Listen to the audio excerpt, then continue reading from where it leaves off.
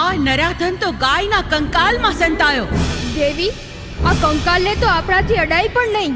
હા, પણ એક કામ થાય. આપણે સૌ બહેનો આપણા અંગેથી મેલ ઉતારી જમા કરીએ ને એ મેલમાંથી હું બાળકી ઉત્પન્ન કરીશ.